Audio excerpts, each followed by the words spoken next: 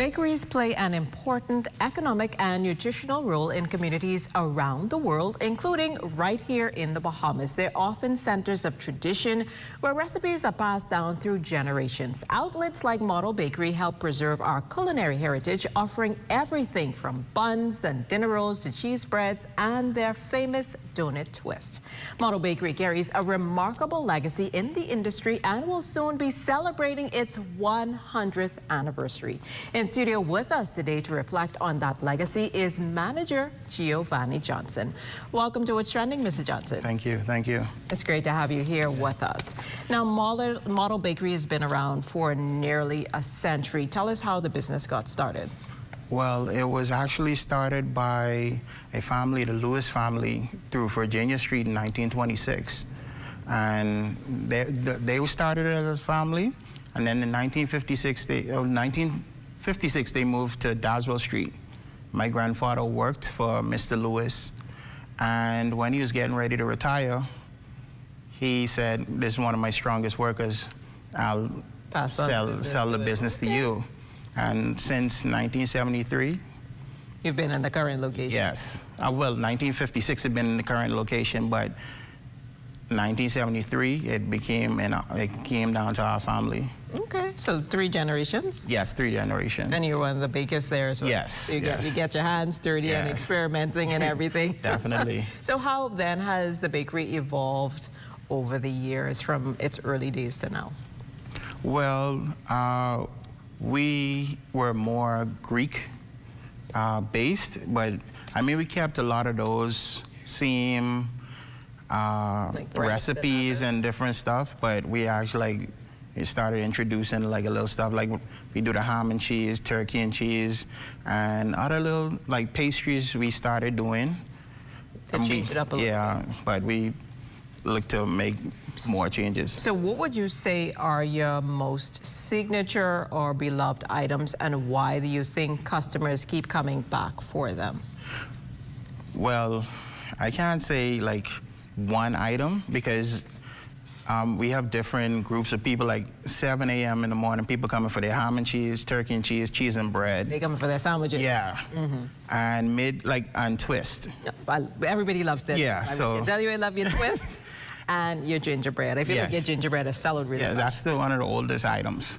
But like, yeah, the twist, like midday, you'd have like more of the pastries, like the jam-filled donuts and raisin cinnamon.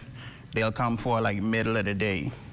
Okay, so how do you maintain your quality and consistency across the generations of bakers and staff? Well, the measurements of everything, like everything is measured out to the T, and it's like, okay, no room for error. Let's keep this going, yeah.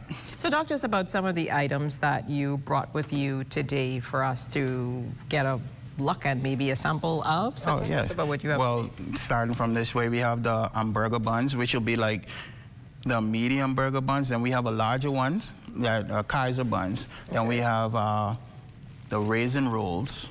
This one. And then the coconut rolls, the wheat rolls, the hot dog buns. This is our large wheat club. Okay.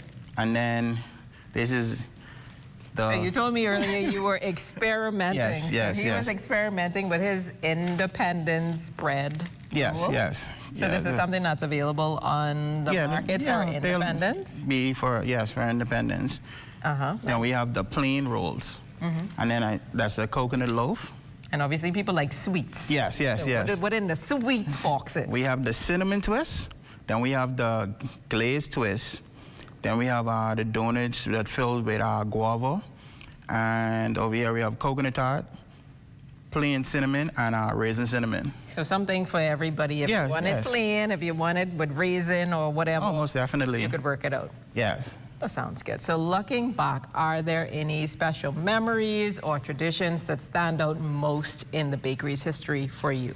For me, well, personally, like for me, the reason why I could make that is because my granddad, from I was a very small child, he allowed me to, like if an extra piece of dough there, he'll be like, you can use it. See what you can do. Yeah, so it's like you were always allowed to use your creativity to do whatever in your head. And so why did you decide to go with the bread roll this year for independence. Since you sound like a really creative person, you've been doing it a little while. Yeah. I mean, you could do something with the donuts, but why you just said, you know what, let me see what other bread can come out. Well, I had a cousin, and we usually we call it the Jonkunu bread. Actually, we make like colorful bread for like people for their deli or whatever. But my cousin's like, so why you didn't do nothing for Bahamian? I was like, for independence, right? Yeah, With your cousin, you should have do something. No, I will see that because of my work schedule. I was like, you're right. You're right. See what I can do. Yeah, let me try something. Okay. And it looks like it came out well. It's nice and soft, so I'm sure it's tasty too. Oh, most definitely, most definitely. You know, people love. Obviously, you're still in business almost 100 years. So says something. Yeah.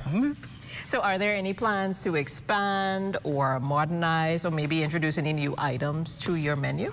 We are looking to do some new stuff, like coming down to the end of the year.